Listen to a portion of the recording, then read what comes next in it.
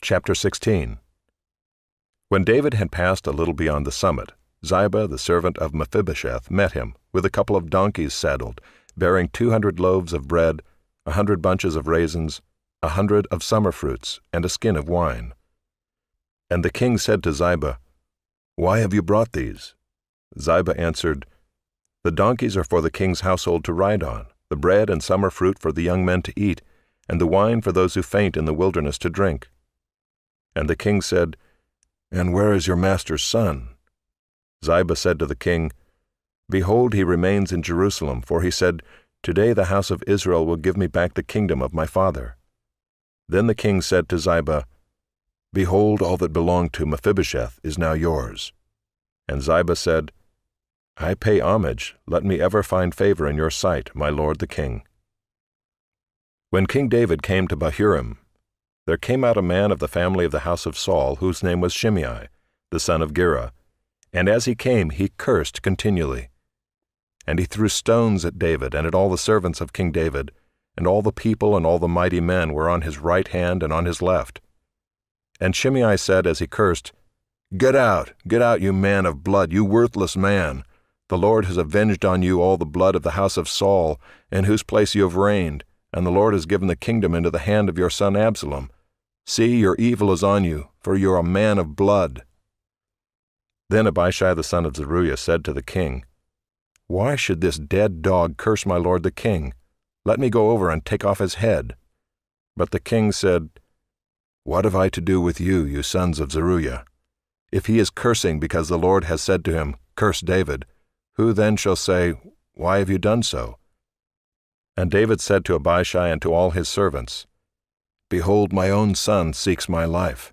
How much more now may this Benjaminite? Leave him alone and let him curse, for the Lord has told him to. It may be that the Lord will look on the wrong done to me, and that the Lord will repay me with good for his cursing today." So David and his men went on the road, while Shimei went along on the hillside opposite him, and cursed as he went, and threw stones at him, and flung dust. And the king and all the people who were with him arrived weary at the Jordan, and there he refreshed himself. Now Absalom and all the people, the men of Israel, came to Jerusalem, and Ahithophel with him. And when Hushai the Archite, David's friend, came to Absalom, Hushai said to Absalom, "Long live the king! Long live the king!" And Absalom said to Hushai, "Is this your loyalty to your friend? Why did you not go with your friend?" And Hushai said to Absalom, "No, for whom the Lord and this people and all the men of Israel have chosen, his I will be, and with him I will remain. And again, whom should I serve? Should it not be his son? As I have served your father, so I will serve you." Then Absalom said to Ahithophel, "Give your counsel. What shall we do?" Ahithophel said to Absalom, "Go into your father's concubines, whom he has left to keep the house, and all Israel will hear that you have made yourself a stench to your father, and the hands of all who are with you will be strengthened." So they pitched a tent for Absalom on the roof, and Absalom went into his father's concubines in the sight of all Israel.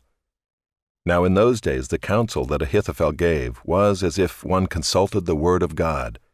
So was all the counsel of Ahithophel esteemed, both by David and by Absalom. Chapter 17.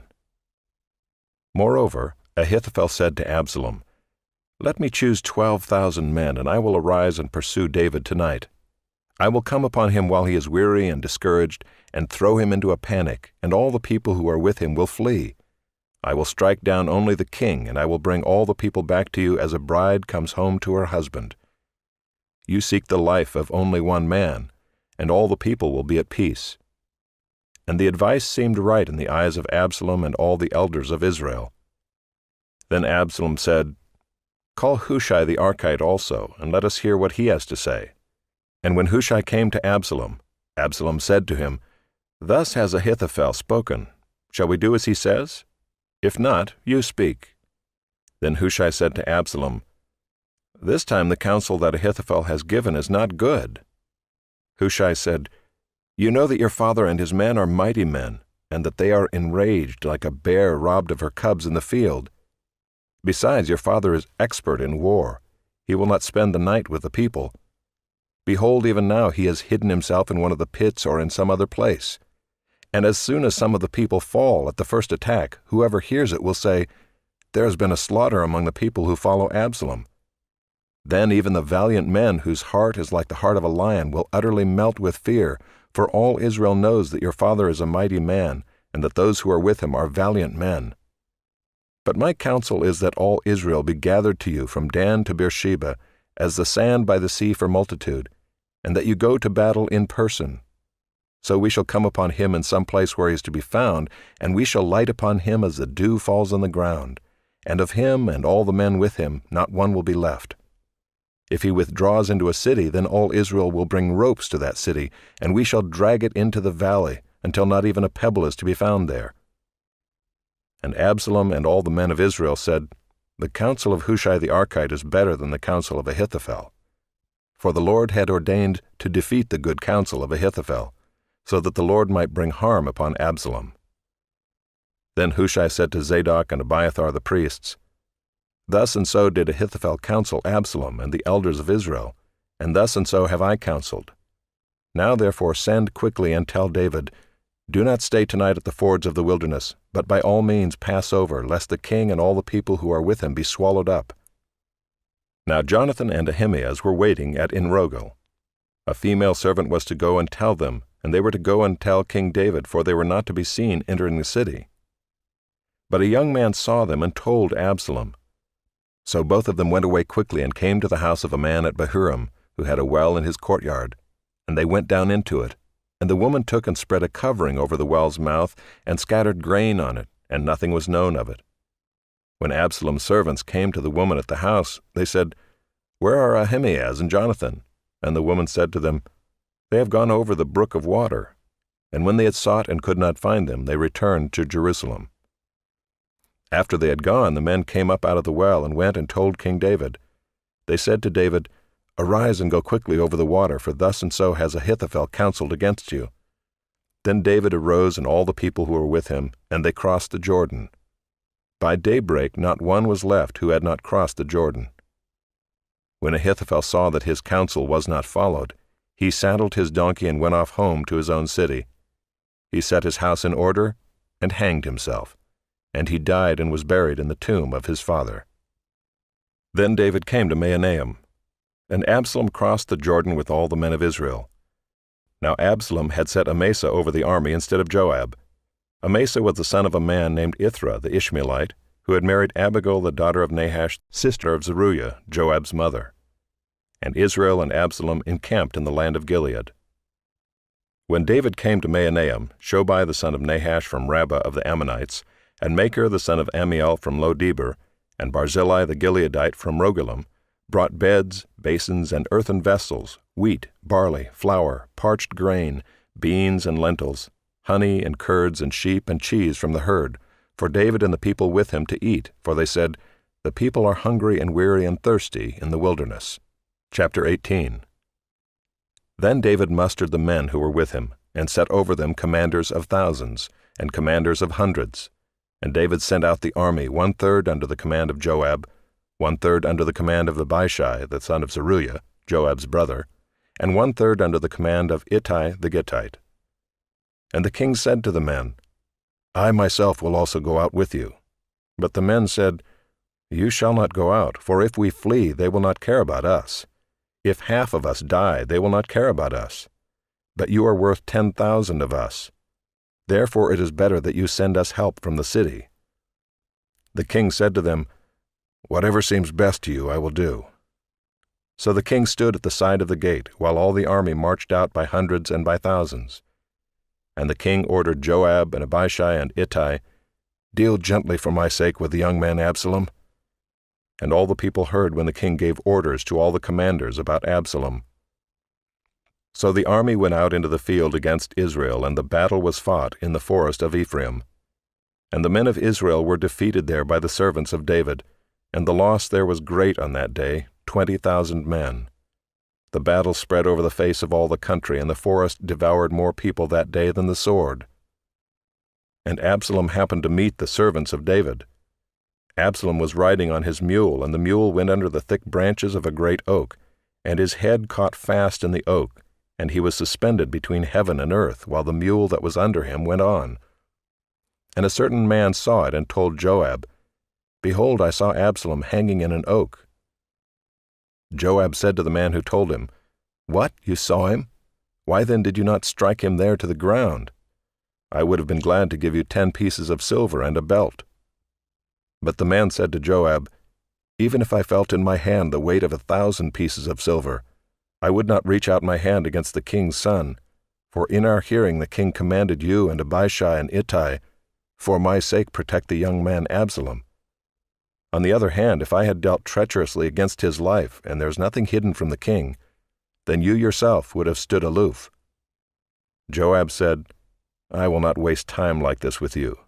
And he took 3 javelins in his hand, and thrust them into the heart of Absalom while he was still alive in the oak. And 10 young men, Joab's armor-bearers, surrounded Absalom and struck him and killed him.